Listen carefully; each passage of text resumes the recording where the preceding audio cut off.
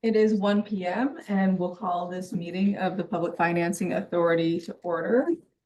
Madam Recording Secretary, would you please call the roll? Yes, Board Member Ben Willis. Here. Board Member Rabbit. Board Member Corsi. Here. Board Member Gonzalez. Here. Board Member Judy. Vice Chair Futrell. Here. And Chair Fleming. Present, thank you. And let the record reflect that all board members are present with the exception of Board Member Rabbit and Board Member Judy. Through the chair, I saw an email from, or maybe it was a text from Caroline Judy that she was going to tune in as a member of the public on Zoom. She's traveling. Okay, well, welcome to you and all of your fellow travelers, if you're out there. So it's my understanding that we got some what I would consider late correspondence, even if it doesn't meet the Brown Act threshold. Could you, before we get into the bulk of the meeting, could you say what that is? Because I think it'll pertain to how we approach our business today. Yeah, absolutely. Thank you, Chair. So for the second item on the agenda, which is the modification of the IFP, that is the legal process under statute under EIFP law. Really what we do from the first introduction meeting, which was our last meeting, to now is we take changes that we heard from the PFA through really public processes from the PFA members, from the city and the county, and we incorporate those changes into the final review of the document. And those changes have been moving over the last few weeks between conversations in the city and the county, trying to incorporate really to the best of our ability what we think those changes represent in the document.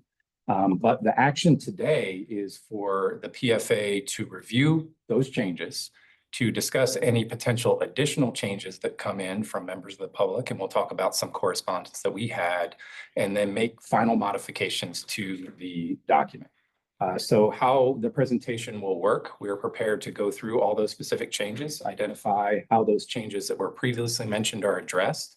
And there were also a few changes that the PFA mentioned, specifically regarding project location and percentage, that today would be the opportunity to talk about those. And then as the document you see now is presented, we have the ability through this action to modify that document.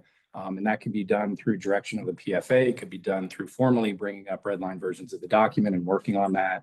But this is really a very different process than we're normally used to. This meeting is intended to really work through the meat and potatoes of those documents, the document. So understood that the document was generated and finalized and published in its current version earlier today. So if the PFA needs more time to discuss and review those documents, we can talk about that. Right. I mean, I'll just speak for myself. I've been in 2 days of budget hearings and in a Sonoma Clean Power meeting this morning. I have not looked at anything this morning, and I don't personally feel comfortable moving forward with something that I haven't had a chance to review. I don't know how the rest of the board feels. I personally feel the same way. I finally went back to work this morning and I just got here right now and we have not had a chance to review. Yeah, no, that's understandable. And obviously we want to accommodate members of the PFA. I think part of what Gabe was describing is, I think you intended to go through a lot of those red lines right here, right? And so if the discussion over those red lines cannot occur, or again, if members feel like they need more time to digest those red lines, then absolutely we can look into another. The other concern is just generally for the public and the constituent community. You know, if there were issues with the future voters who are going to be voting on EIFD, if they had any concerns about it, I'm not sure that they would be able to weigh in on this discussion. Because again, there is just, you know, I know it's not a Brown Act violation, but it certainly doesn't meet the spirit of the Brown Act as far as I'm concerned. I'm open to any other input.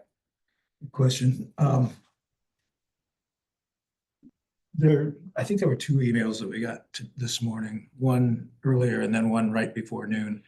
I had a chance to very quickly go through some of the changes when I got the first email, but I haven't reviewed the second email, and I wonder if there's anything different in the second that also included the documents. The second was the uploading of the slides. Okay. Yes. I'll defer to the will of this body. I'd just like to hear concerns and take a straw poll. If I may, you guys have been super busy, so it's understandable how you would run up against the deadline, but it's kind of a problem, although although I've been really lucky that I haven't had to spend all these days dealing with the budget stuff. Like everybody else, I've got a job that I do, and so when it arrives basically an hour before the meeting, almost impossible to go through with care. The document, I scanned it, I saw some issues, but I'm not sure about it, and I know there's stuff that I could miss, so I'm very uncomfortable being able to give input. And if we're just looking at the red lines, that's, understandable, but the problem is we're not only asked to understand the red lines, but we should be thinking about the implications of the red lines too. And doing it off the cuff is just very, very difficult from my standpoint. And from the public standpoint, I mean, I know that it's meeting, you only got a 24-hour requirement. But as long as whatever materials are in this meeting that we talk about were simultaneously provided to the public, then it's Brown Act compliant. But if it isn't, we got a Brown Act violation, and I'm pretty sure you'll confirm that. So we just need to be careful about the protocols. So that's also my concern. Give the public more time, give us more time. Of course. I understand the issues here and agree with the shortness of notice. But I'm willing to listen to the presentation and decide whether we can, whether we're satisfied after we hear what is being presented. Is that acceptable to the group? It's okay, whatever you guys want. I mean, I'm willing to listen to the presentation, but I guess I would agree if at that point we can decide whether or not we want to move forward or give, 'cause I am concerned about the public. That's That's what the it is. other piece, not just myself. Well, perhaps, Gabe, while we go through the actual document, you can make note of anything new that was not discussed in previous PFA meetings. Because it is my understanding that most of what you're going to see today are things that have been discussed. And it was us, for example, in the previous PFA meeting, there was a desire of this body to provide clarification for some vague sections, right? There was the desire of this body to look at the breakdown of the percentages and remove prioritization and set aside certain percentages for certain buckets. And that was the exercise that was gone through that I think Gabe's going to walk through today. But again, if we need to schedule another meeting. Right, now I hate to logistically put us through it. I think that we will proceed to hear the presentation. Thank you I know you guys have been super busy. It's not a knock on anybody, but I think that if we become uncomfortable with feeling like the public has been substantially left out of a portion of the conversation, or that we don't have the time to be thoughtful about it, then we will reorder and come back another time. Yes, ma'am. Okay. All right. So with that, we're on to new business report amendment to the Public Financing Authority bylaws to remove the regular meeting frequency and meet on an as-needed basis. Okay, thank you, Chair. Bear with me as I pull up the presentations.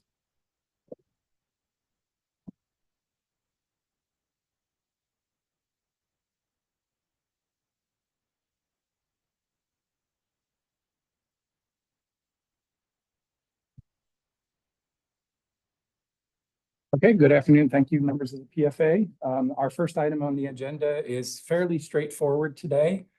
We discussed this as a potential agenda topic in our last meeting, and it's really associated with a slight modification to our bylaws.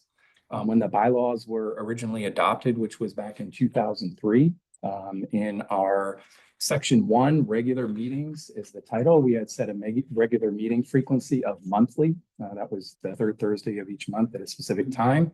As we move forward with this process and where we are now, as you heard, these are special meetings. We really have two more formal public hearing processes.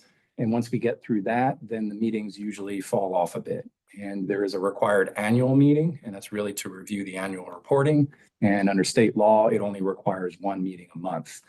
So to avoid the regular cancellations we were seeing with the meeting frequency, we are proposing that we adopt the bylaws at this point. As we move forward and we start determining what the frequency of that annual meeting looks like, there might be slight changes to it in the future. But to simply ease the calendars a bit and to avoid, basically having that monthly occurrence, we're proposing a modification to the bylaws at this point in time. Concludes the presentation. Great. Any questions from the board? Do we have any public comment? No comment on Zoom. Well, with that, we'll move on to item 2.2, public hearing modification of the draft infrastructure financing. Oh, sorry. Yes. That seems so anodyne. Okay. Can I get a motion? So moved. Second. Do we need to call the roll or do we? Is all ayes? Everyone's present in the jurisdiction. Recall. Okay. Let's do board member Corsi or Yep. motion, sorry. Who motioned first? Sorry, board member Gonzalez Yes. and who seconded? Chair Futrell, sorry. And board member Banuelos Yes. and board member Rabbit Aye. and Chair Fleming. Let the record show that it passes with, so I'm sorry, board member Corsi. Okay. And let the record show that the motion passes with 6 ayes, sorry. Wonderful. Thank you. We'll get it on the next one. How about that? Item 2.2, public hearing modification to the draft IFP infrastructure finance plan of the city of Santa Rosa Enhanced Infrastructure Financing District, also known as the Downtown Business Corridor. Back to you, Dave. Thank you, Chair. Bear with me a moment.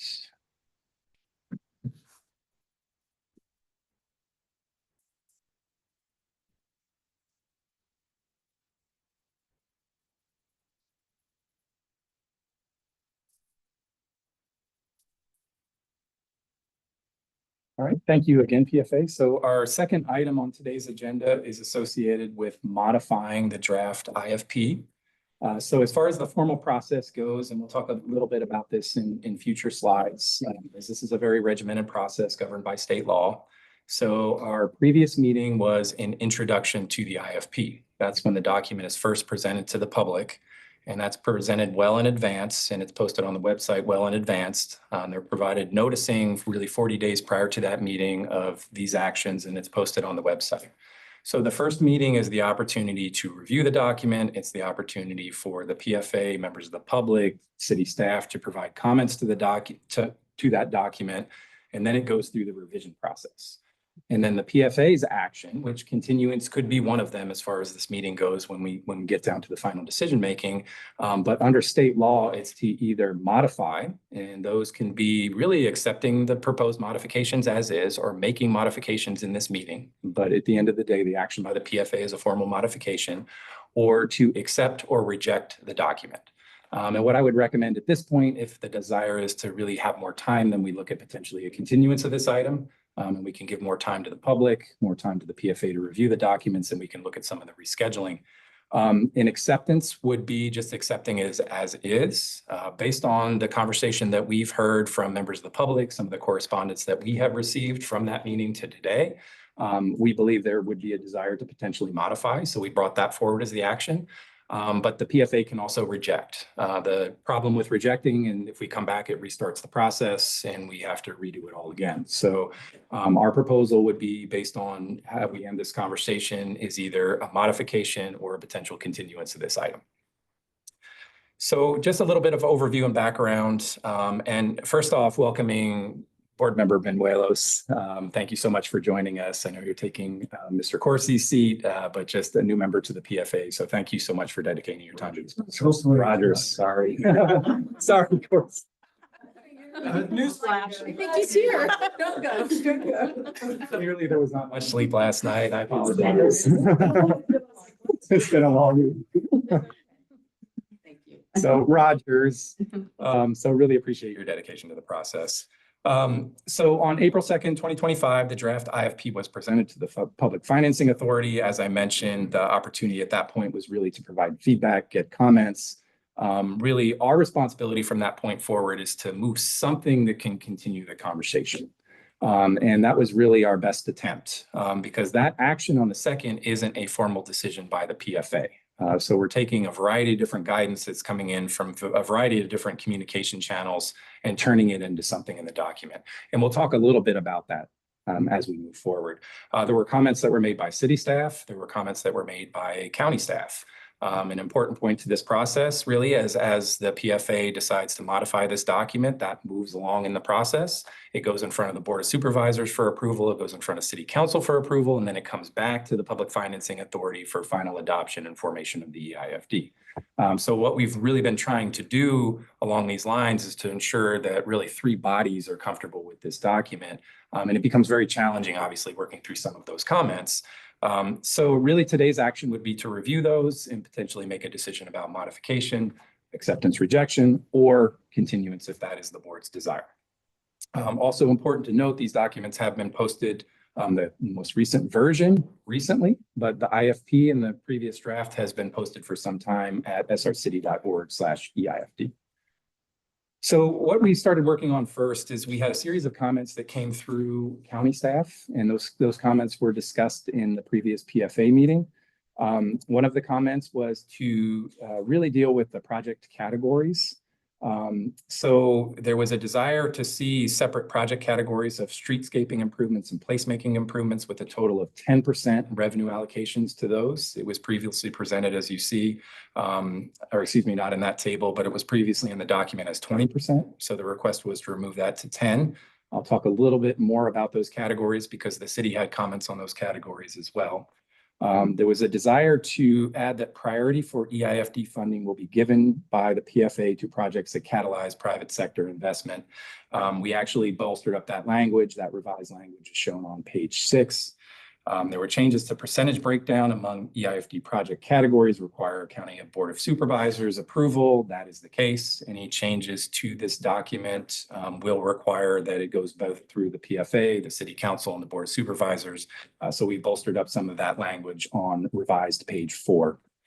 There was also a desire to add explicit language that the EIFD will not fund or reimburse projects already underway.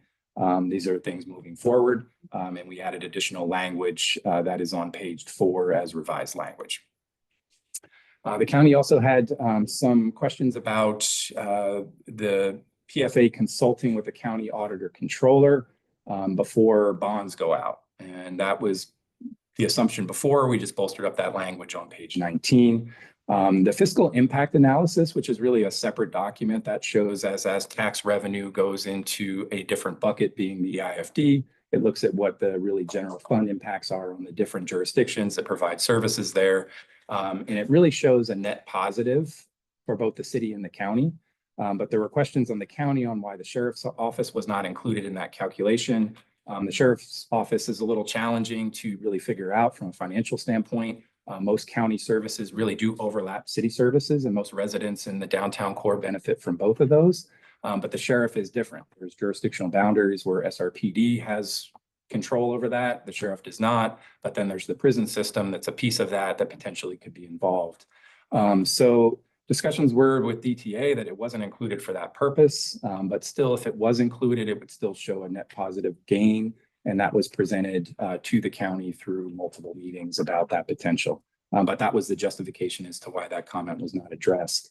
And then we had some miscellaneous. Can I interrupt? Yes. Sorry, Gabe, you're going through this pretty fast and Happy to stop. we're referencing pages within the plan that we're not seeing up there. We have them in front of us.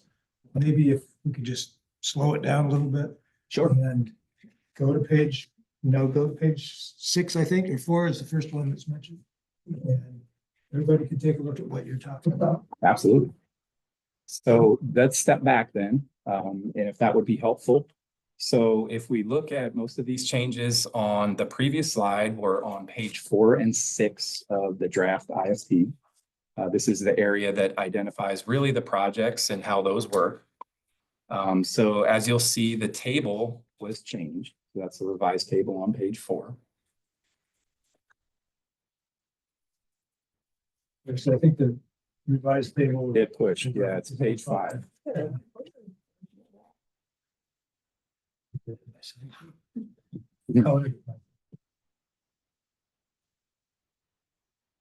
So I apologize. The revised page is page 5. So that's the project specific, and it's the top of the page. And these projections are not the projections of how much the project would cost, but how much the district would fund projects. Okay. So this Sounds is, like that's a smoking good deal for an entertainment. so yeah, that's the limitation of the total dollars taken in by the EIFD. No more than 70% can go to the Performing Arts Sports Center. No more than 10% in this can go to placemaking improvements, and no more than 20% can go to affordable housing. And it's important to note that placemaking includes streetscape. Yes, and that will be in a future slide when we talk about city comments. Got it. I'm sorry. Doesn't that make this mathematically both a floor and a ceiling in each category? Yeah, it's really one of the challenges with this document, and we've discussed it in previous meetings, is how when it's not a singular process, right? You know, when we have dollar amounts that come in, it is both a floor and a ceiling. That's how it's presented, right? So it's essentially saying that in the front end, if you have bonds that go out for, let's say, 5 million, how do you allocate to those projects? And if that goes solely to the sports entertainment center, they still haven't reached their cap. But as this moves forward, it becomes a bit challenging to figure out those allocations. But generally, this is more or less, it was originally presented as a prioritization structure, really showing that the vast majority of those fundings would go to the Catalyst project, and that was based on previous discussions. But when looking at it, it is a total allocation of the total amount, both a floor and a ceiling. Right, yeah. Yes. So if something is less than, if the percentage is less, then those dollars just disappear into the vapor. Because, right, I mean, is that, because none of these can exceed this percentage. I'm not sure I follow when you say it disappears into the vapor. We don't need to we don't need to take up a bunch of time on that. It's just a math Your- question. Your point is well taken, at least by me. Chair Corsi. Or- There's language in here, if we need to change that, right? If the percentages need to be changed, it goes through the city council, is that right? Goes through the city council, the board of supervisors, and the PFA, because it's a formal amendment of the IFP. Can you point to where that is here? Yes.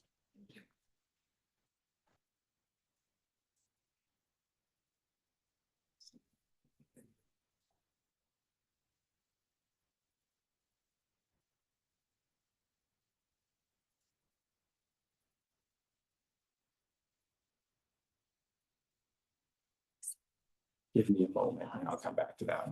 Is it in the first? The paragraph below This is- table 1, the last This has- sentence, The paragraph below table 1. last sentence, yeah.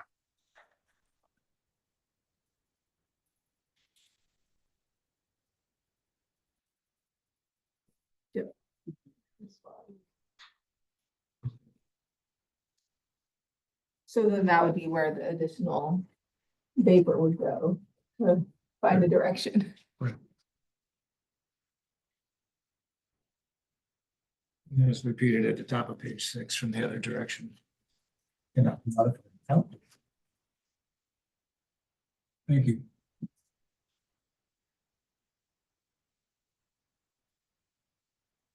Ready to move forward? So add that priority of EIFD funding will be given to the PFA projects that catalyze private sector. That is revised, page 6. And that is the last sentence in the first paragraph.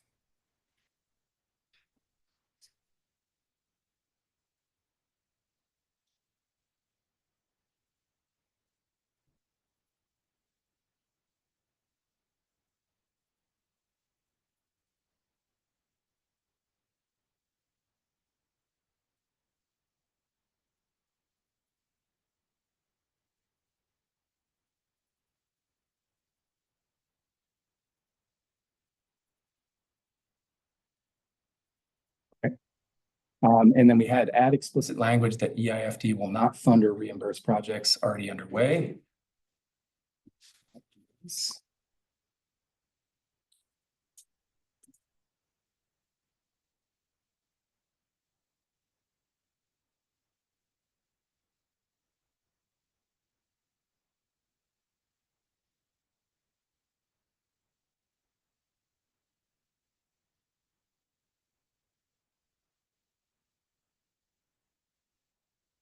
I believe we have Lenny on the line.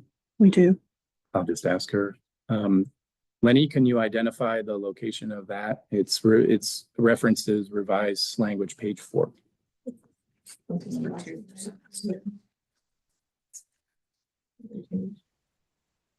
That's fine. They changed the other one. Right there. There's a few locations in the document where that's addressed. Gabe, can you hear me? Yes. If you look at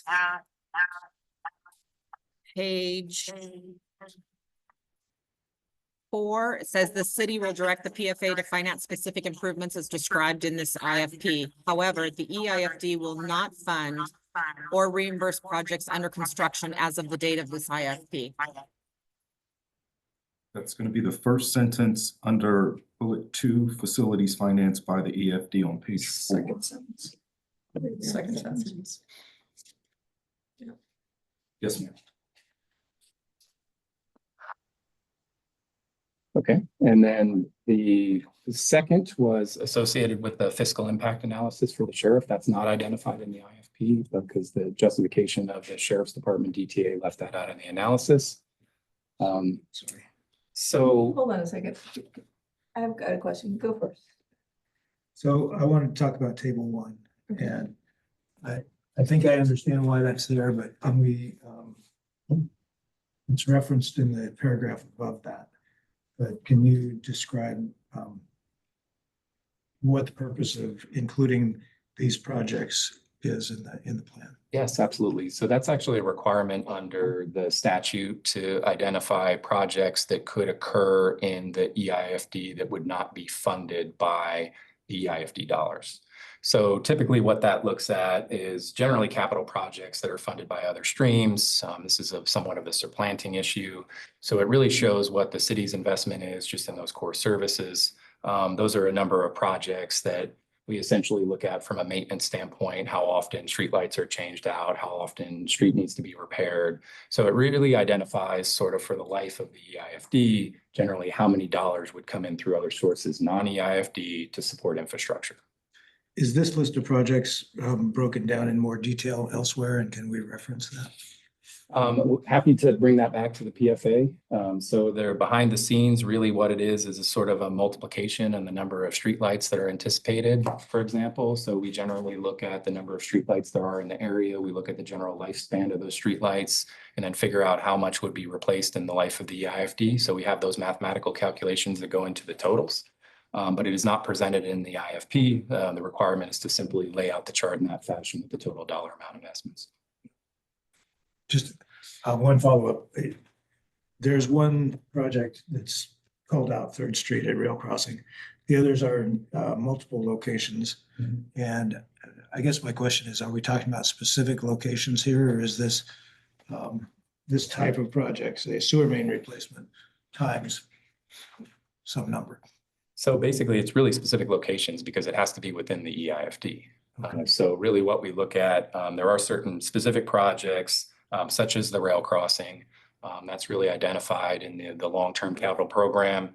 Usually you have a very general scope at that point, right? More of a budgeting scope. When you look at more of the maintenance facilities, such as the sewer main replacement, it boils down to sections of pipe and the age of sections of pipe. And then the determination based on the age of the EIFD, how much would potentially need to be replaced.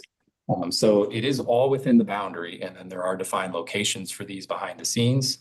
It isn't necessarily a rough estimate to say, on average, sewer mains in the city get replaced, and this is a percentage in the EIFD.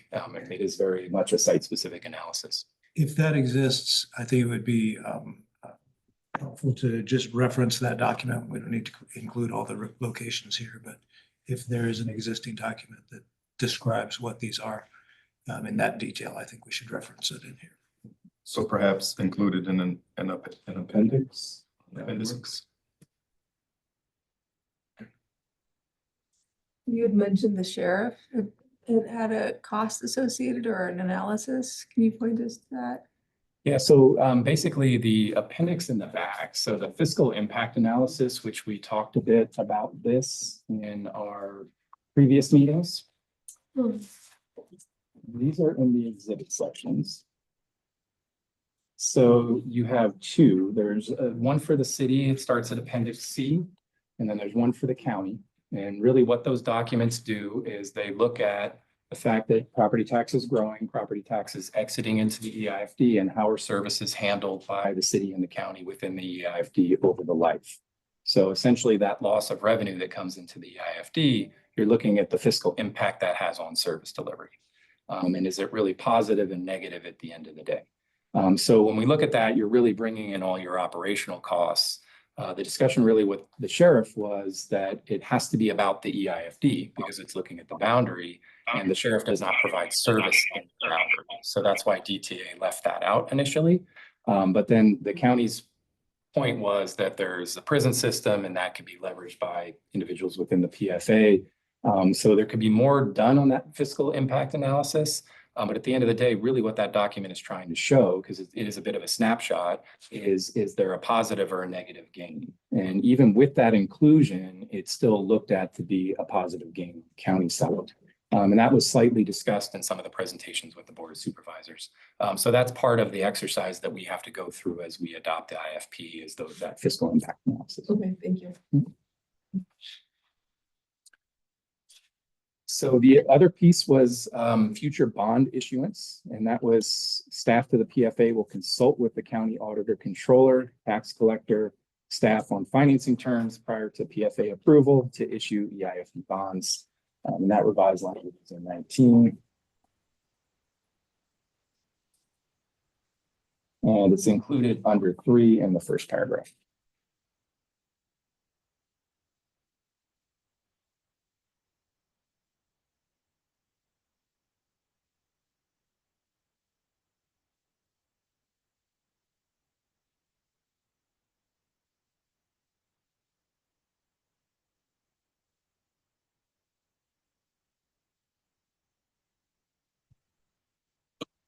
Very good. Okay. The next is in our miscellaneous section. And this was the county will be reimbursed for admin costs similar to the city. So there's a specific amount of dollars that have always been identified in the draft for administration costs that go into really managing the EIFD long term. They can actually go into reimbursing for some of the costs that the city is actually putting forward and the county now through consultant services. So a revised language was added to ensure that the county would be included in that as well. We have had some conversations with the county on how we could look at the specifics of what that would look like. That sort of relationship can be hashed out in a bit of an MOU outside of the agreement to understand how that full charge out occurs, what sort of additional impacts the county has. So we're very willing to have those conversations with the county and understand that cost share. So the allowance for the county is in the third paragraph on page 12.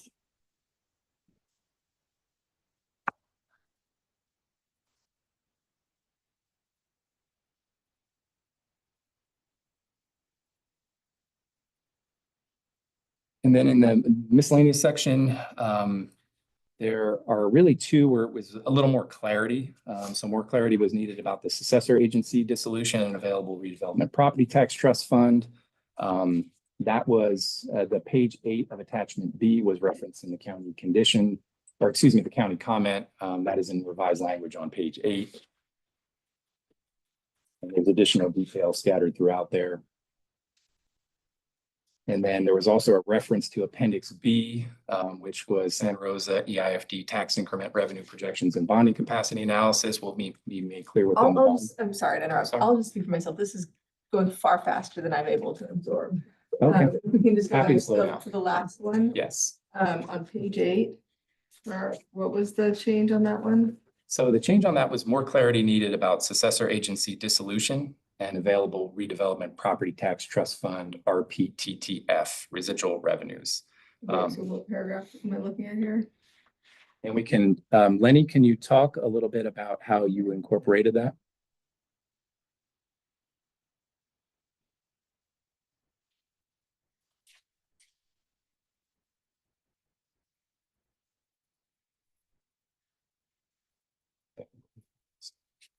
How about now? Can you hear me?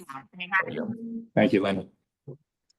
So it's on the top of page 8. It references to the RDA parcels only. So just some clarification was added, and I'll give you the specific line in just one moment.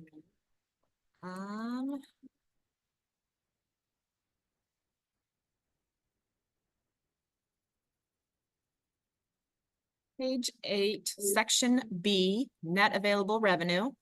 Now it reads net available revenue distributed to the city from the RPTTF that is attributable to RDA parcels located within the EIFD. So that's new language. It was a period at RPTTF.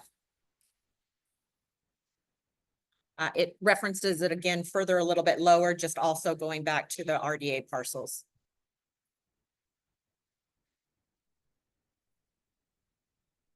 Okay, thank you. So the next point was a reference to Appendix B, and this was simply just a reference in the document, a clear reference in the document to the Appendix B, and will be made clear within the body of the IFP. And Lenny, I'll just hand that over to you as well. Sure.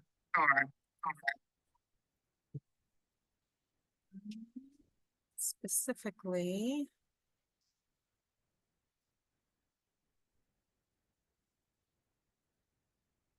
Sorry, can you hear me again? I'm having internet trouble. Yes. Can you hear me? Yes. I believe it is on page 8, first paragraph, last sentence. Sorry, are you able to hear me? Yep. Yes, I think we have it, Lenny. Thank you. Oh, okay. So sorry, I'm having some internet issues. So it's literally just incorporating the Appendix B in the language. On page 8. Yes, so page 8, first paragraph, last sentence. Because actual timing and costs may differ from the projections contained here and as Appendix B.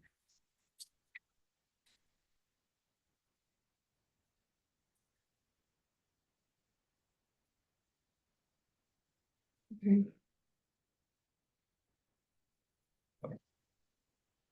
And I promise it gets a little easier after this. Those were the specific comments from the county. As you can see, those were incorporated. We received city comments as well. So those were the internal pieces from the city that were discussed in the last meeting. And those were really fairly simple. Those discussed joining placemaking and streetscaping into a singular category of placemaking, which is actually shown on the attached charts here. You can see the previous chart was shown at the top of the slide, and the revised chart is showing at the bottom. That reflects the 10% comment from the county as well for placemaking, because that was joined together. And then there was conversations about removing the conference center category. So the chart goes to performing arts, sports, entertainment for the larger 70% project. Placemaking improvements are shown as 10, affordable housing is shown as 20. And you can see the revised table on page 5 at the top, table 2.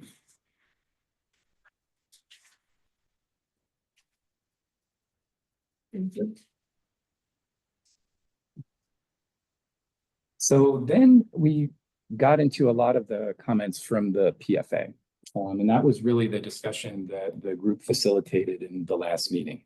And how we are highlighting those, and I think this is a lot of what we want to talk about today.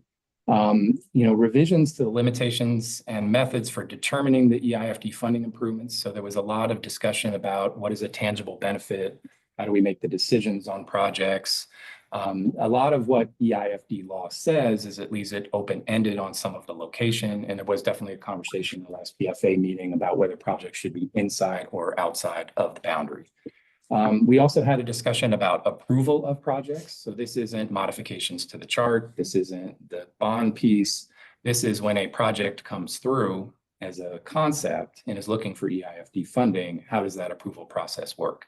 And the draft had that as city council making a formal determination for the EIFD to spend money on the project, and then moving to the the PFA to make those decisions on the project. But it did require the city council to act. There was discussion in the last board supervisors meeting about whether the county wants to be involved in that, and a lot of the feedback was no, that could be left to the city councils. So we left that language in the document. That's not changed. That's still the same as what it was before. So one of the things that we really try to focus, just pausing there, are we good on that piece?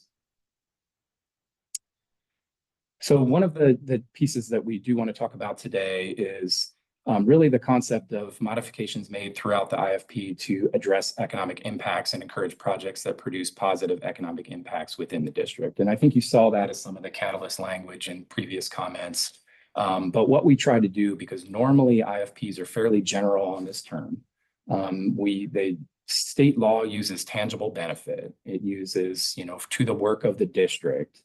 So what we tried to do is bolster up just positive economic impact where we could throughout the document. And even the county provided comments to have significant economic impact on the district. So there's a lot of little language that was changed throughout that document to really bolster up that a little bit, to ensure that as the decision-making process is going through, that lens of economic benefit to the district is putting in. Not specific, fairly general, saying that's the goal. What it does is it leaves it up to the city council and the the PFA to make those determinations as the project comes through. So as tangible benefits are determined, that's all vetted out as part of that process to really understand what that means to the district. That language is fairly consistent with how IFPs are worded. The PFA can change that.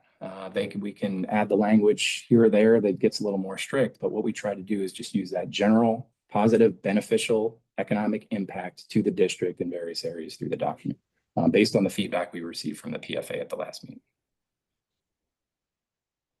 Can you talk about what the state law says about the requirement? You started with that, and I can't remember the phrase, tangible benefit to the work of the EIFD. And we've created different terminology throughout this, is what you're saying. Well, we've given, and I think this has been some of the discussion that we've had with our consultant team throughout. The state really sets the minimum requirements, and if we want to be more prescriptive in the document, because there really seemed to be a desire really to have it be an economic driver. And a lot of that feedback that was originally provided that let it be a catalyst, focus on the catalyst projects, how do we drive more dollars downtown, that we bolstered up that language, which we can. And as I get into this next section that's about project location, we can be more prescriptive about project location. So this is really this document, and it's an interesting way this works. This is the PFA's document. The PFA generates the IFP. The challenge is it has to be approved by the other jurisdictions. So that's where we're trying to create the alignment. But we really want to make sure that this is the city and the county can make recommendations, but ultimately the PFA really defines this document. And then the city and the county can reject or accept that document, which is really one of the interesting pieces with this process. But really, we want to hopefully get a little more of a discussion today, and whether decisions today or there's a continuance, it's helpful for us if we can get a better idea on some of these core topics. So, and I think it really is about, if we say a significant economic benefit, that can be very discretionary, right? What does that mean? Tangible benefit can be very discretionary. And sometimes the IFP can take a step further to build in more of a determination of what that term means for the body as it moves forward. But it can be a little more descriptive than what it is. And I think that's an important point. So really what we're laying out is more of industry standard. It's more of the framework that aligns with state code. But there are areas where the PFA can be a little more assertive on what it wants to see with that project review. I think a couple of us used the phrase return on investment during the last meeting. Are we avoiding that in here for some reason? Well, I think that gets to be significant economic impact can be a return on the investment, right? That's just showing that as you're investing those dollars, they're coming back. We can absolutely use that terminology. And when I think anytime you understand the return on the investment, it's really what is that return? It has to be a positive return. So we focused a lot on positive economic impacts because that shows that you're really making money off of that. But I think anytime we go a little deeper into that, it's how far do we want to take it in this document? And being mindful of the fact that the projects do get approved through a public process moving forward, there will be a lengthy discussion through those processes about ROI and economic impacts. Really the important point with this document, because it lives so long, it really wants to stay general and high level. And that's what you usually see from an industry standard. So we really try to honor that with some of these, but also try to address the desire to see more specific language in there about economic return. And I think if I may, part of the challenge with using the terminology return on investment is, generally speaking, you want to quantify what that return is. Right. It's as vague as economic. Right. Impact. And it was difficult to quantify some of those returns projecting 45 years out. And we also know some of those returns may be qualitative in nature. And so I think that's why we landed on a significant positive economic benefit as opposed to return on investment. Because when you use the term return on investment, then it begs the question, well, what is that return, right? But again, we're open to, if it is not the will of this body to use, if you want us to use return on investment, we're happy to get that in the document. So to follow up that, have there ever been other like IFPs that have been more precise in saying, well, yes, return on investment with the expectation that increased tax revenues increased by 10% or 20%, something like that, so that we really set the expectation, but state it clearly? Yeah, I would defer to Chris Lynch or Lenny, who would probably have a better understanding of some of those other IFPs. Worked on another infrastructure financing plan that was that specific as to quantify what a percentage benefit was going to be realized. Did you say they have or haven't? Have not. Have not. Yeah, and I appreciate that question. It's actually what I was, I think we've had, the last so many years, 6% annual growth in the tax rolls. So really, what performance metrics are we using to know what we're investing in is actually being that significant driver outside of naturally occurring market forces that may occur anyway. Right. To your point, if you take the 6% as a baseline, then you can show anything above 6% is that positive return. I think there would have to be a discussion on, is 6% the right number? No, yeah, because it's going to vary and it's going down now slowly but surely, but there's usually a lag, as you know.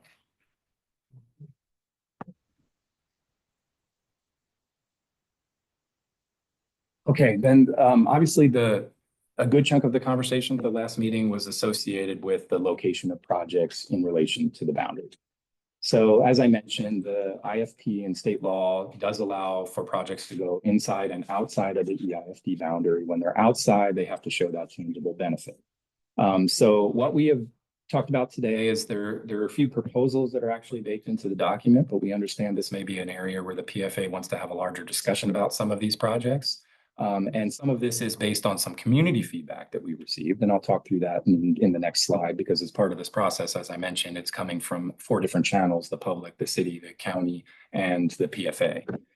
So really what we looked at is this is a map of the district. This was really based on overall the concept of our downtown area station plan. Our downtown area station plan does encompass that residential area as you go up to College Avenue, which is sort of that non-colored in island towards the top of the map.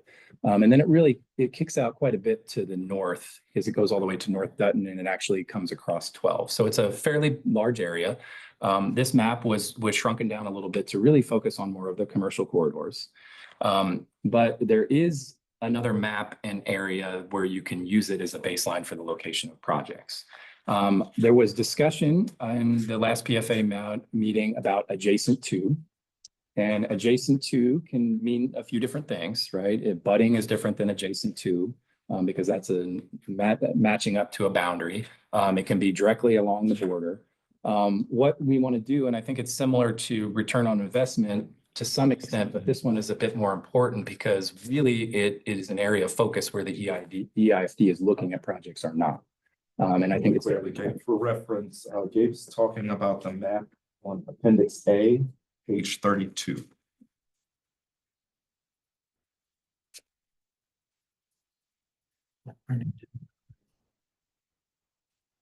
Might even go out of order, isn't it? It's the same map on the slide, if that makes it a little. You can see it closer. Anymore. It's my monocle. So what we have included in the document with placemaking projects, because as far as a tangible benefit goes, it does make sense that placemaking projects would occur within the district inside the boundary. So the document requires placemaking projects to occur within the EIFD boundary. So that colored area on the map. When we looked at affordable housing, as potentially being able to create a tangible benefit inside or outside of the district. Typically, if we look at affordable housing as workforce housing, that's just providing a workforce that a business corridor can benefit from. So that is listed in there. Those are revised. They're included in that project section on page 4. So they're explicitly called out. And then of course, this still falls back on the tangible benefit. So that finding still needs to be made when the city council and the PFA are approving this on a project by project basis. Now, what we also looked at too is what I think is more of the category that we were discussing in the last PFA meeting, and it has to do with the larger Catalyst project, the Performing Arts Sports Entertainment Center. And there was discussion amongst the PFA members about whether that should be within the boundaries or without. So what we have included in the revision, and if the board so elects to move the document forward but wants to change this, we have a process where we can modify changes as part of this. And we'll just talk a little bit about when that motion is made, how that motion needs to be made to where we can redline some of this language. We can also take specific direction if it's this simple, where this project category is either inside or outside of the boundary. We can just take that direction, make the modifications to move it forward. So one of the things that we really looked at was right now it can go inside or out for this project category. It just has to be the tangible benefit. So it follows through with state code. But when we looked at some options, there's a few different things that the PFA can consider if they want to go a different direction. Obviously, projects can be required to be, any funding can only go to the EIFD, so it needs to be within the boundary. So that's fairly simple. The boundary is defined, meets and bounds. There's a legal description. We know which parcels are in and which parcels are not. Very easy to administer long-term. When we get into sort of that tangible benefit and determining adjacent, there can be a few different things that we can look at. You can look at adjacent as abutting, and how I would determine that is the parcel line of a property outside of the district matches up with the boundary of the district. So that's directly abutting. Or you can look at adjacent up to something that is considered walkable. That could be a half a mile, it can be a mile. You can start determining a radius.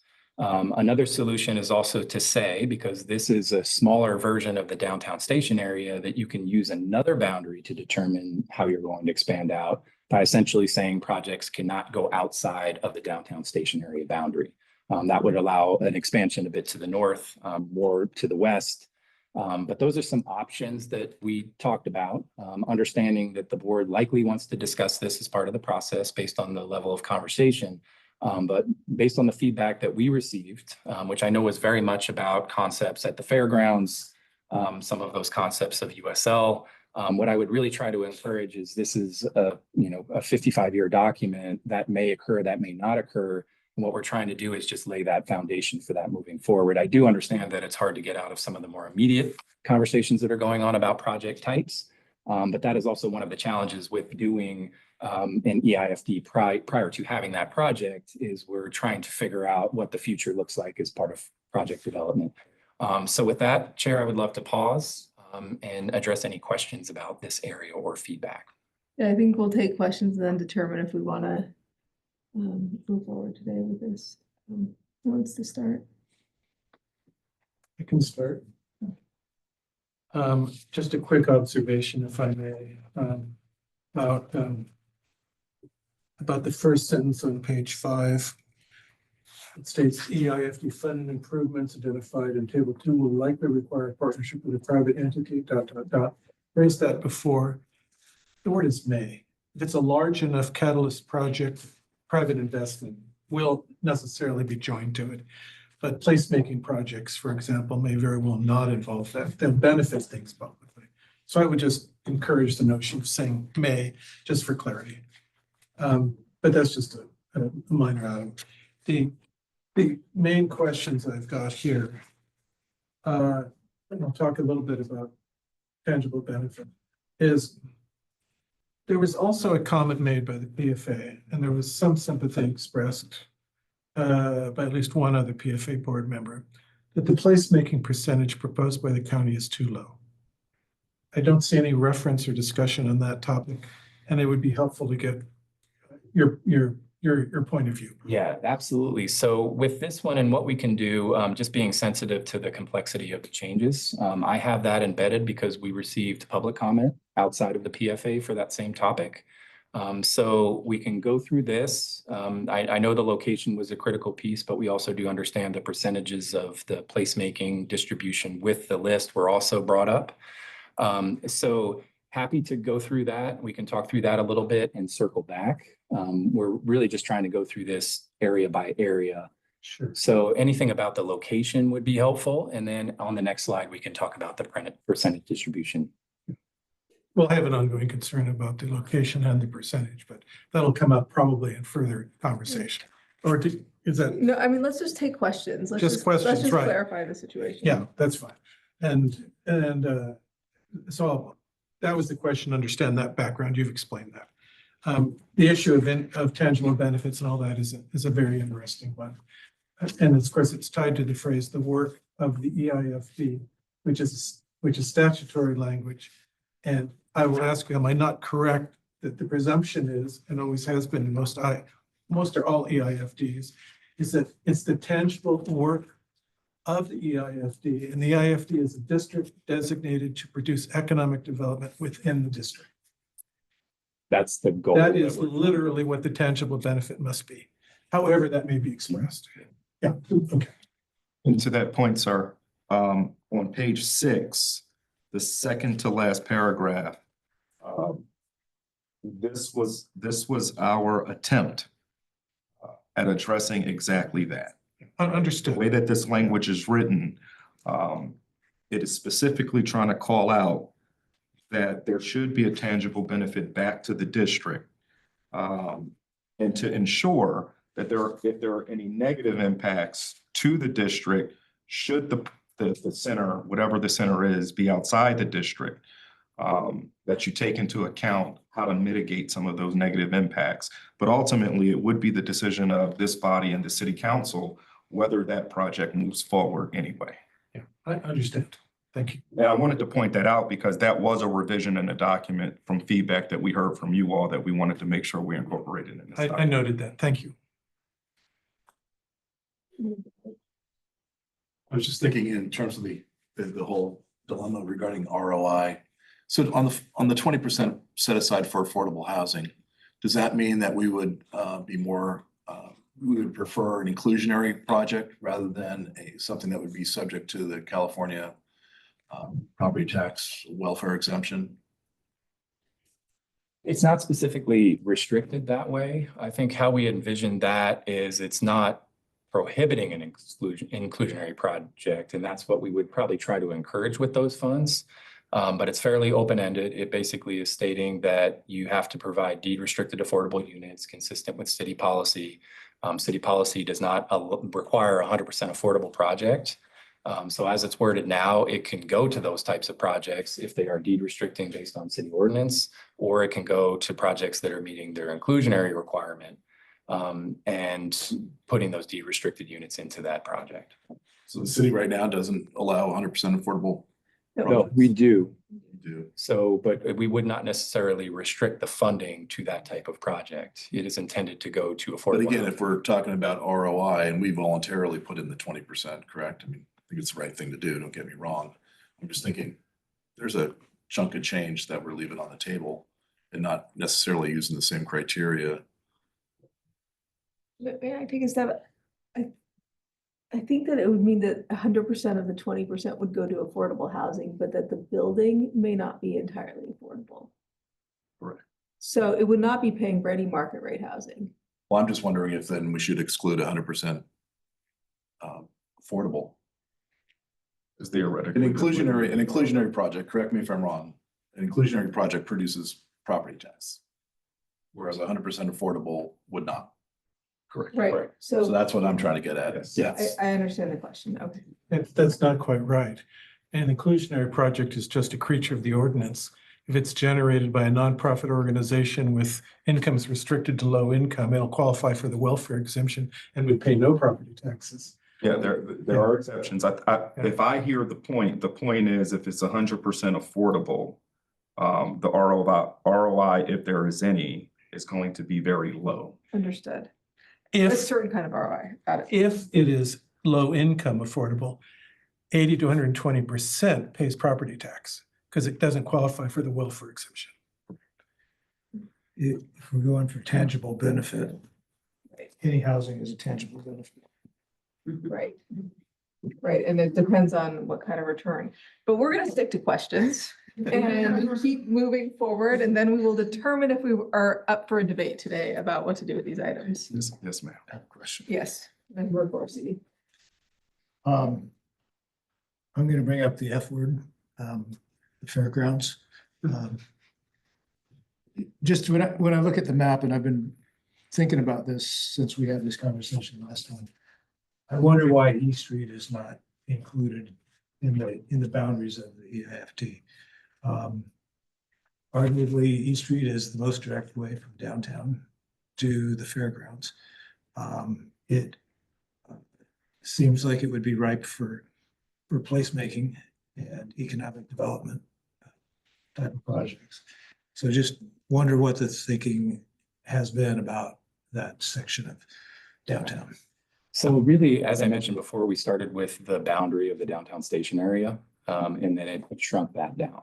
So that was what was originally presented to the council when we did our resolution of intent. And we've stuck with that legal boundary all the way through. So it didn't necessarily expand out. I think that was just looking at both the downtown station area boundary, looking at our community benefit districts in downtown and Railroad Square. It factored those all in, tried to encapsulate those. And really what it's looking for ultimately is the business corridors. And when you expand the boundary out, obviously that's more property tax that goes into the district, but it's also more property tax that does not go to general services. So it was trying to factor all those in, but really it was all about staying within the downtown station area because that is what we, from a planning standpoint, have determined to be our downtown. So that's how we got to that point, and that corridor of E Street that connects down to the fairgrounds is not included. The downtown station area does grab Santa Rosa Avenue and comes all the way down to 12, but it doesn't grab that portion of E Street. Additional questions?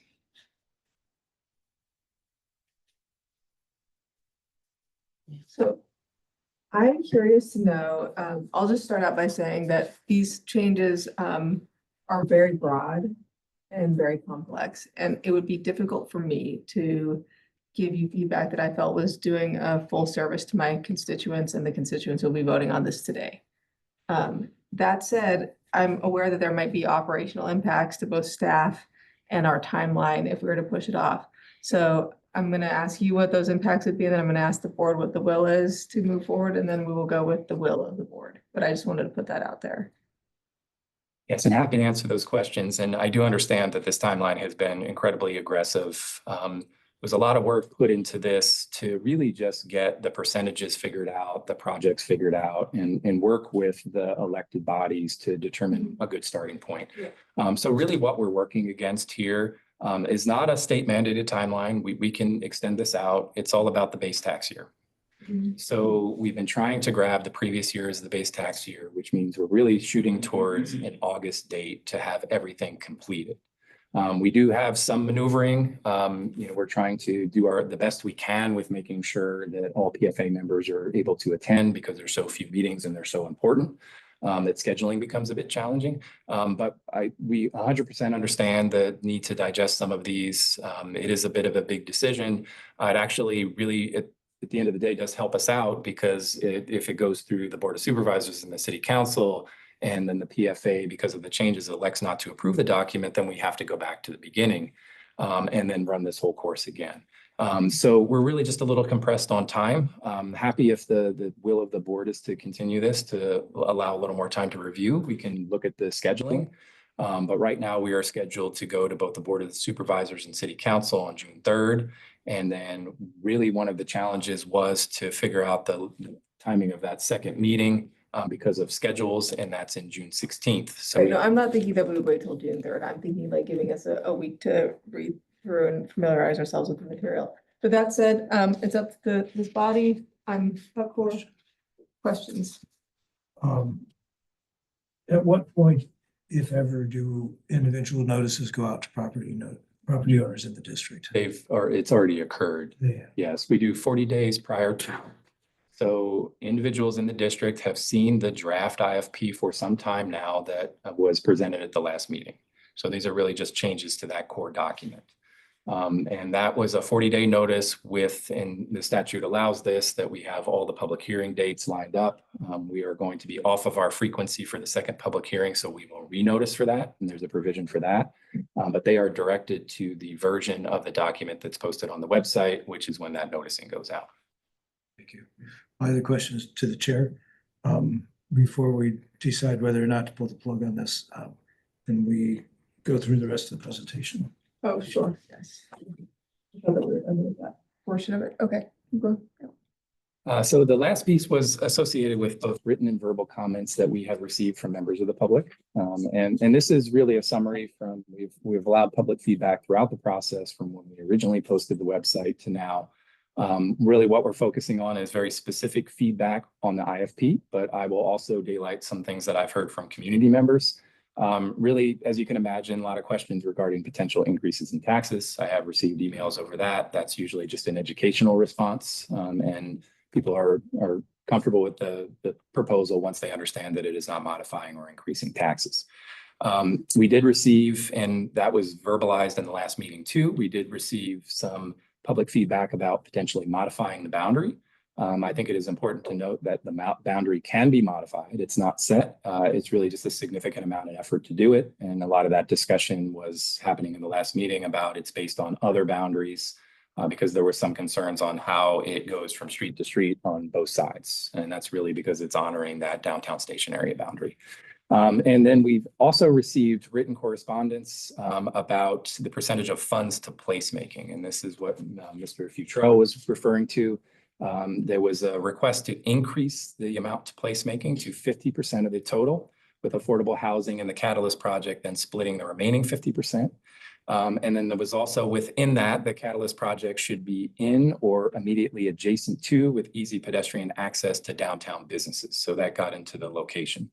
And I think this is why we've seen it from both the community and members of the PFA, and really wanted to highlight today. A lot of these are simple corrections that we can do in the document, and I understand it's a very robust and technical document, but most of those were simple clerical things. These are really sort of core issues that either the PFA or the community has addressed. So even if it's the desire of the board to move this forward, it would be incredibly helpful on our end if we're able to get some direction on how to modify the IFP to account for these two issues, because these really do have a significant impact on how projects are approved in the future. And I'll pause there. I have a few more slides that talk about next steps. I'm happy to just go through those and come back, Chair, if that would be easy. Oh, yeah, just quickly, how many letters or calls did you get regarding the last 2 points on this? One. Okay, thank you. I do want to note, though, it was one letter representing, Consortium. yes. Can I just note that I believe that came from the Downtown Action Organization. Yes, sir. just for the record, in the minutes should reflect that I'm a past chair of that organization and a member of that board. And when that issue came before the board, I abstained. And to Mr. Futrell's point, I am also a member of that board and I also abstained.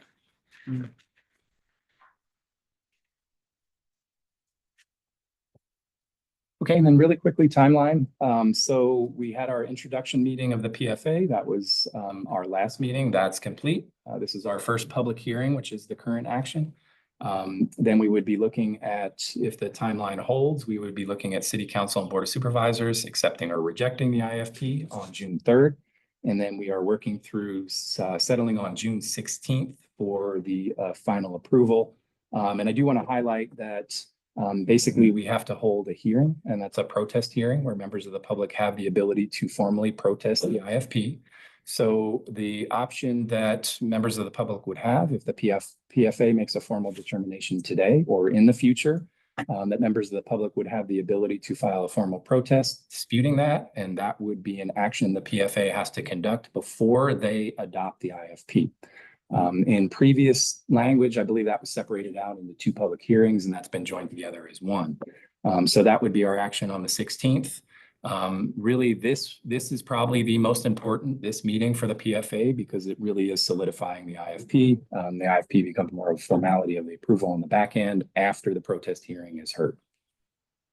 And just to be clear, Chair Fleming,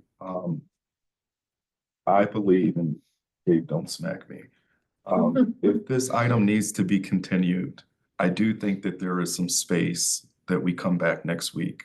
That we come back sometime before June 3rd. Yeah.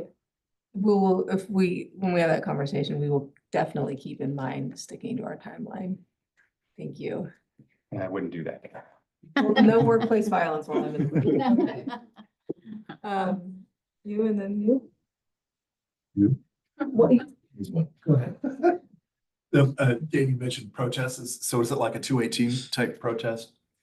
It's and Chris, I can provide some details, but do you want to provide how the statute lays that out? Sure.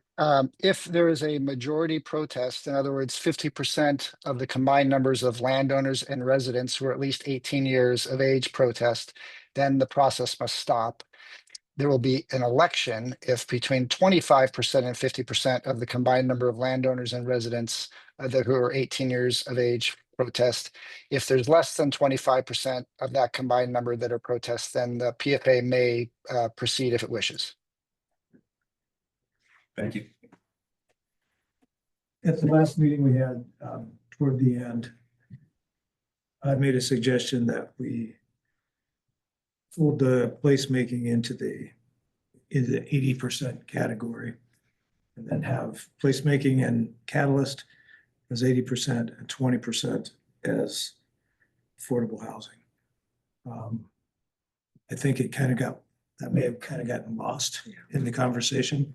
I don't know if anyone else was in support of that, but I just wanted to put it out there since these other suggestions are on the page. And thank you, Supervisor. I think one of the challenges that we mentioned early on is that what if the Catalyst project never happens? And I think one of the challenges with this document is it's assuming that you have projects, right? You know what you're doing and you put them in these categories. So the combining of that would allow flexibility. It would allow essentially sort of the floor and the ceiling for both of those project categories to be that 80%. So placemaking could take 80% of that total in the event that the Performing Arts Sports Entertainment Center didn't move through. And that would be, we had some discussions in previous meetings about really how long do you wait for that project potentially, if that really is sort of the priority one out of that category, it becomes a priority decision. But that is possible. That's a fairly minor change to the document. But it means quite a bit as far as the future distribution of those funds, and potentially the placemaking categories could take quite a bit. And I think what we were just balancing out is the understanding that there seemed to be the desire from the county to actually reduce the placemaking down to 10%. So there was less, and that would actually allow that placemaking bucket to take more, but it does align with some of the public comments. It aligns with some of the comments of Board Member Futrell about bumping that percentage up. And what I've said about the timeline all along is this is very complicated. I appreciate all the effort that people are putting into this. It's better to get it right. And I think if there's another week, and to Dario's point, we'll make it work with the timeline. We'll figure it out if the board can make the timing work. The only thing I sort of worry about with the continuance, and I may need some legal assistance on that, is how do we handle the noticing of that? And if that isn't an issue in this particular case, then we can look at the flexibility. But the more we can get, because we do have to make a decision in the next meeting, the more we can get on, general feedback. And I understand that if it is a continuance, it's not a formal vote.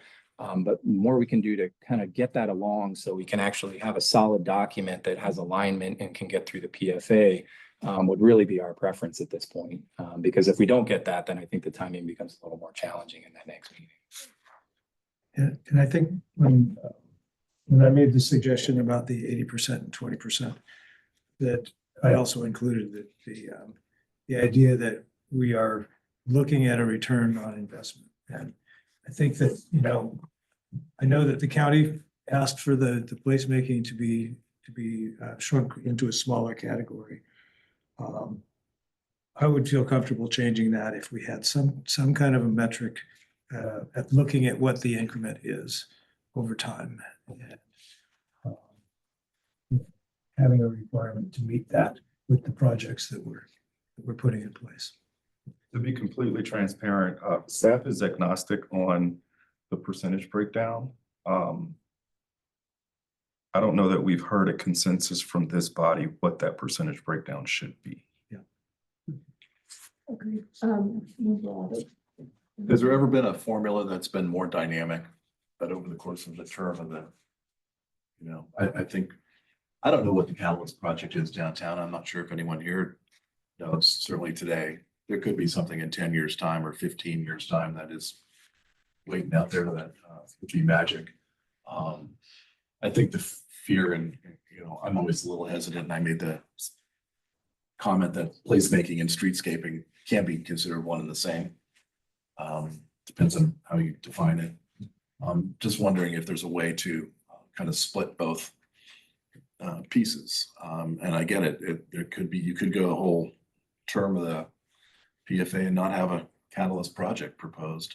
And that would be a waste of holding on to a bank of money for really nothing that's only going to be devalued at that. Well, I guess it would be carry out over the course of time. And I think I said this at the board meeting. I know when I was on the redevelopment in Petaluma redevelopment did not put any money on I think I might have said it here, did not put any money in the private property that Basin Street owned. It was all on the public side because they didn't want to go to the prevailing wage side and everything else. And that worked wonderfully. Now, at the same time, I would have hated to just done the public side without anything being built where the old car lots used to be. And it wouldn't have been supportive of that. So I don't know if there's a way to have more of a dynamic formula over time to increase the less likelihood of a catalyst project to increase the streetscape and placemaking. It can certainly, it can be done, yes. I think the challenge is, for example, if staff proposed, we'll just throw out hypothetically 20 years, right? If there has not been a catalyst project proposed within the first 20 years of the establishment of the EIFD, then X shall go to, right? But it's getting consensus agreement between this body, the city council, the board of supervisors, that 20 years is the right threshold as opposed to 25, as opposed to 10. But to answer your question, yes, there can be a dynamic formula. And we would just need to facilitate that conversation. And I would add, we really started down that road, and I think we're somewhat fighting a process that assumes you have a project. So it's wanting that up front. So there's really transparency in the document. Some of the previous layouts that we provided were more of the prioritization structure. So let's say you focus on affordable housing, you focus on the Catalyst project, you have a second tier that becomes the placemaking. At what point do you go and spend money on the second tier? So it more, locks it down a little bit on that decision-making process to say you have to wait a few years or something. I think understanding that timeline becomes a little challenging. And then there may very well be valid streetscaping or placemaking projects that you want to do in that time. And how do you balance that out? So there was a lot of conversation with the consultant team on how we can make that happen. I think we might be able to go back and sharpen our pencils if that is the desire of the PFA. But it really does become more of a prioritization structure and a percentage based. And then, but there is always the opportunity to change the PFA. And I know I've sort of stressed that we don't really want to do this. It's labor intensive, but it's more important to get it right than to worry about the process. And if we have the right process moving or the right project moving forward, sometimes that's the better way to then start getting into the project discussion. So we've really been trying to figure out how we can get that flexibility. And, you know, if it is something like the fairgrounds, right, how do we know the impact that has on the downtown, right? It might be great. It might be some of the concerns Mr. Futrell mentioned. We have to go through that analysis and understand those types and how you create that connectivity. And really, I think what we're looking for is that level of flexibility. But I know that's hard in these documents, but I just sort of want to stress that that's been our mission. But we also understand the need to get a little more particular about these, and we'll sharpen our pencils on some of these if that is the desire of the board. Additional questions? We keep using the phrase catalyst project, it's there, but there's only one kind of catalyst project that's in the document, and that's the Performing Arts / Sports Entertainment Center. I don't see any other definitions that would allow a future PFA to choose to do something different than that and call it a catalyst project. Well, I think the point that Director Osborne was making is that the IFP can be amended, it can be changed No, I in understand. the future. And so hypothetically, right, 5 years from now, there is the political will for a conference center. And this body believes that EIFD dollars should be going toward that and makes the case that that's a catalyst project. Sure. There is a path for this document to be amended 5 years from now to state the conference center is the catalyst project and X resources should be going toward that catalyst project. Sure. I was just making the observation that in terms of this language, catalyst project and sports entertainment center, performing arts center is synonymous as of this moment. Yes, sir. What's preventing us from just putting another slash and saying conference center? So we don't have to amend it. There are other things that have gone into this. Understood, okay. Yeah. Okay. So another follow-up. Okay. I like can you go on the last slide? Actually, I'm intrigued by the suggestion of the penultimate bullet to increase to 50% with affordable housing and the catalyst splitting the 50. And the reason now, and looking at it, I go, I see there's some wisdom here too. Because you would combine the housing and the catalyst, which, you know, they take longer to do. But all this placemaking and the street stuff, we have 50% devoted right away. There's bang for the buck for the people who are inside the EIFD. So that provides some assurance there that we're listening to them. We're giving them what they want.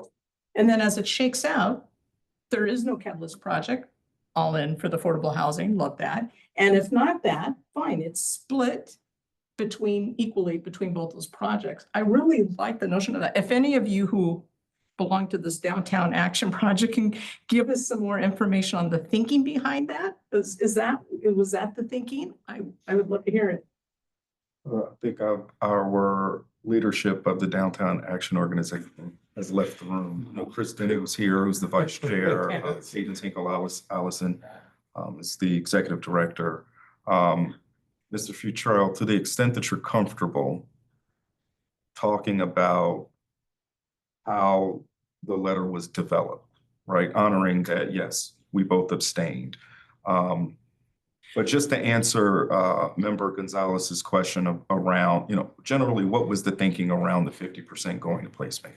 Yeah, I don't think I can comment explicitly on the letter because I abstained, but the letter did reflect a process that went back prior to the PFA existing and is kind of consistent with what the DAO's position has been. I think I can describe that. I agree. the general notion is that you want a really vital downtown, and part of that is the physical plant.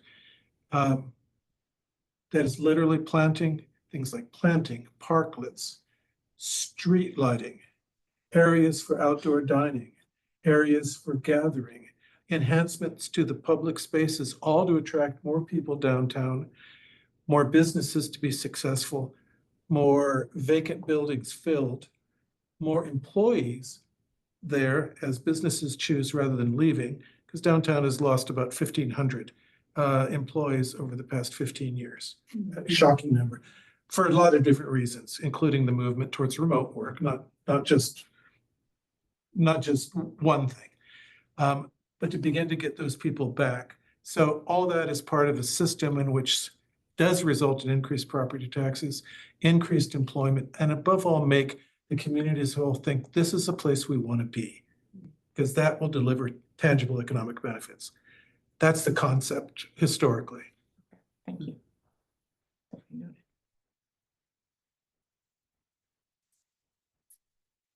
All right then. Can I just jump in? I'm sorry. I was going to mention about the public hearing, but public hearing participants are gone now, right? So, and understandably, just a thought. What Supervisor Corsi said was a very interesting notion to try to bridge some of the disagreements. I'm not quite sure what I think about it, Supervisor Corsi, but I think it has enough benefit to really demand attention and thought. Similarly, you made a wonderful, good faith effort to deal with the issue of, if it's not in the district, a catalyst project, how do we have language that ties it in a way that can create greater sense of less anxiety on the part of downtown, but also more productive results? I'm not sure this exact language quite works for me, but it is a start. And to have a document on both of those points, as well as what the DAO recommended for the 50-50 split, which again, I didn't participate in, but I do feel some sympathy towards. It seems to me that in all that, there is a way to get that together. If we can just simply redline the documents and come up with some substitute language, I think there's a path to get to some consensus there. Okay. Thank you very much, Vice Chair. We're going to go to public comment, and then we're going to bring it back to this body.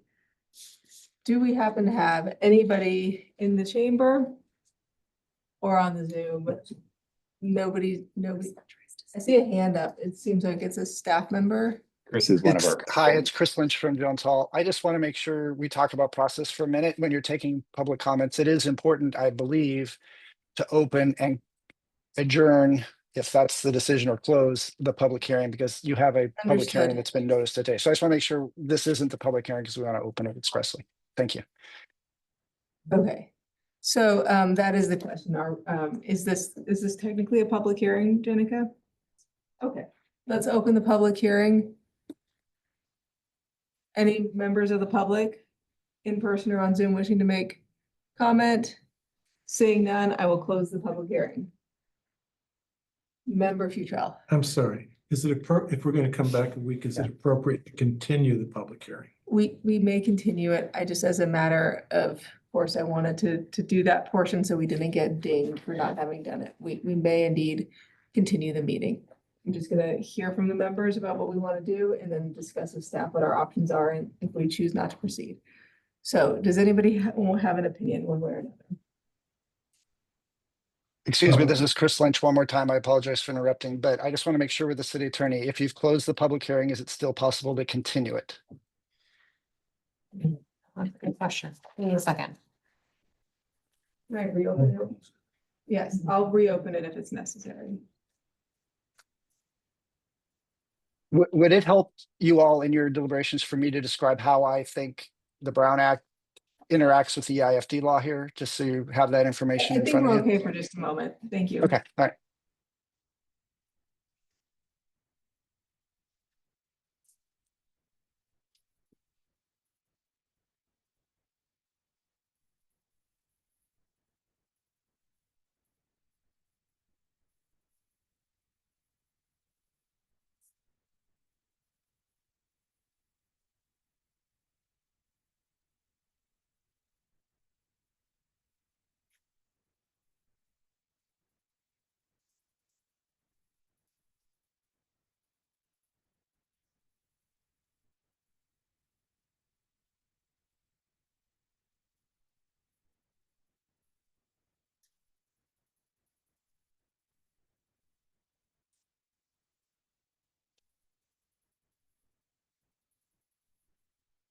Chair, funny about, Attorney looks that up.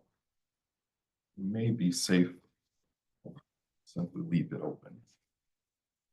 I would Prefer to do that, leave it open. That's fine. I'll reopen the public hearing. Why don't we go to discussion at this point in time about whether or not the board members feel comfortable continuing to give our full and exhaustive feedback today or not?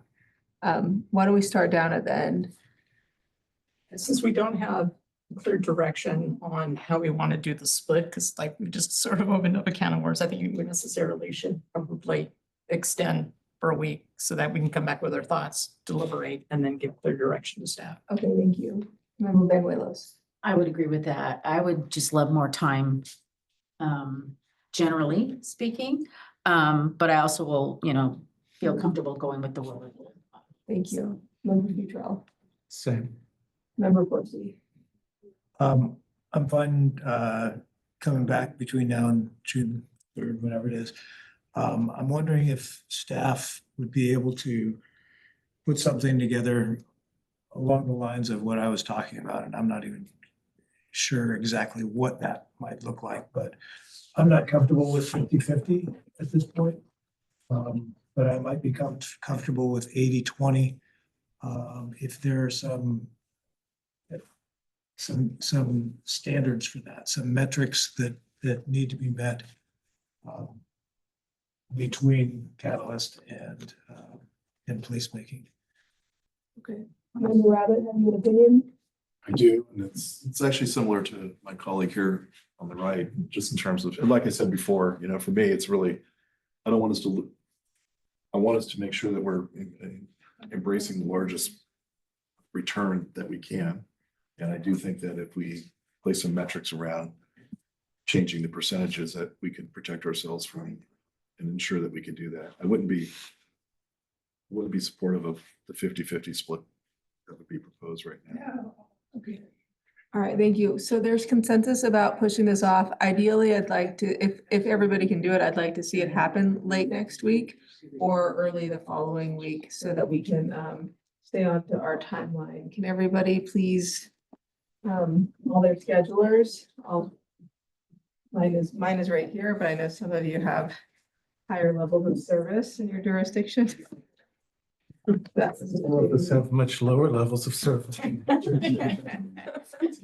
Myself and I. right, exactly.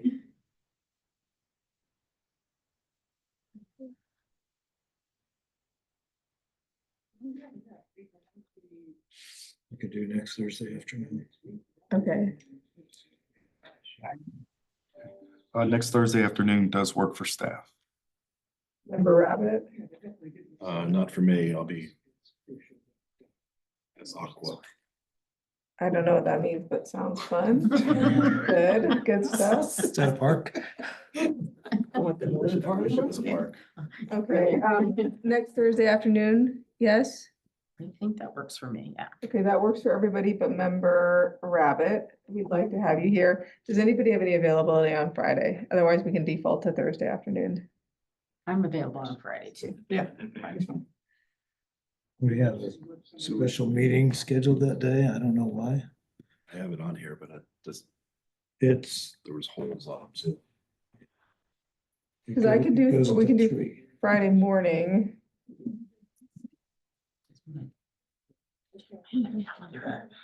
What division I have something on our calendar that starts at 9 on Friday. Okay, all right. I think that because the greater majority of us can make it Thursday, are you comfortable, Member Rabbit, giving us your feedback ahead of that? Yeah, Okay, yeah. otherwise we can try to push it out to the following Monday.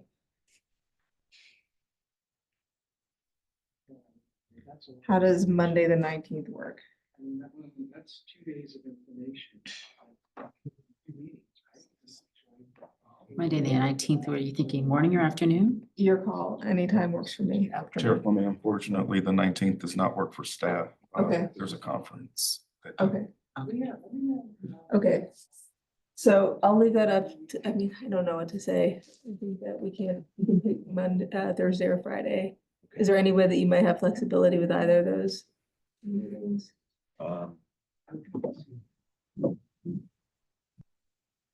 It's the, Friday also. no, no, the bag. So you get by without. Actually, I'm doing that here. So our special meeting on my calendar ends at 3. On Friday. Yeah, You can do Friday morning, but not Friday afternoon. we can't do Friday. Okay, so Thursday it is, I'm sorry, Member Rabbit. Do we have a time that works best for staff? Anytime that works best for the body, ma'am. We're free at any time after noon, Anytime afternoon? anytime after noon. Okay, okay. All right, let's try for 1 o'clock on Thursday the 15th. We're gonna, for all of the listening public, this is an open public hearing, and this meeting will not be adjourned today, but it will be continued to May 15th at 1 p.m. Just to clarify, it'll be held in the same location at physically. the same location here in sunny Santa Rosa, California. We're gonna bring a lot of coffee and everyone's gonna get it done. I believe this meeting is adjourned. Yes, ma'am. Not adjourned, continued, not adjourned. And one final point of clarification, that just to make sure the record's clear, the intention is public comment will remain open. Public next comment is meeting. open. You can email us, send your carrier pigeons, come in person next Thursday. We can't wait to see you. Okay. No. For you.